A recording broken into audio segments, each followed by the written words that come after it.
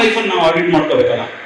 ನಮ್ಮ ಲೈಫ್ ಹೇಗಿರ್ಬೇಕು, ನಾವು ಹೇಗಿರ್ಬೇಕು, ಅದನ್ನ ನಾವು ಆಡಿಟ್ ಮಾಡ್ಕೊಳ್ಳುವಂಥದ್ದು ಬಹಳ ಮುಖ್ಯ ಅಂತ ನಾನು ಅಂದ್ಕೊಳ್ತೇನೆ. ಕಳೆದ ಕೆಲವು ದಿನಗಳ ಹಿಂದೆ ಡೆಲ್ಲಿಯಲ್ಲಿ ಒಂದು ಘಟನೆ ನಡೆಯುತ್ತೆ. ಡೆಲ್ಲಿಯಲ್ಲಿ ಒಂದು ಬ್ಲಾಸ್ಟ್ ಆಗುತ್ತೆ. ಆ ಬ್ಲಾಸ್ಟ್ ಆದ ಸಂದರ್ಭದಲ್ಲಿ ಈ ಬ್ಲಾಸ್ಟ್ ಅನ್ನು ಯಾರು ಮಾಡಿರ್ಬೋದು ಅಂತ ಕೇಳಿದ್ರೆ ಭಯೋತ್ಪಾದಕರು ಮಾಡಿದ್ದಾರೆ ಅಂತ ದೊಡ್ಡ ಮಟ್ಟದಲ್ಲಿ ರಾಷ್ಟ್ರೀಯ ಮಾಧ್ಯಮಗಳಲ್ಲೂ ಚರ್ಚೆಗಳಾಯಿತು. ಈ ಭಯೋತ್ಪಾದಕರು ಯಾರು ಅಂತ ಕೇಳಿದ್ರೆ ಅವ್ನು ಯಾರೋ ಅನ್ಎಜುಕೇಟೆಡ್, ಅವ್ನು ಯಾರೋ ಅನಕ್ಷರಸ್ಥ, ಅವ್ನು ಯಾರೋ ಇನ್ನೊಂದೇನೋ ಕಾಡಿನಲ್ಲಿ ಬದುಕುವ ಈ ಕಾಲದ ಒಂದು ಕಾಲಘಟ್ಟ ಹಿಂದೆ ನಾವು ನೋಡಿದ್ವಿ.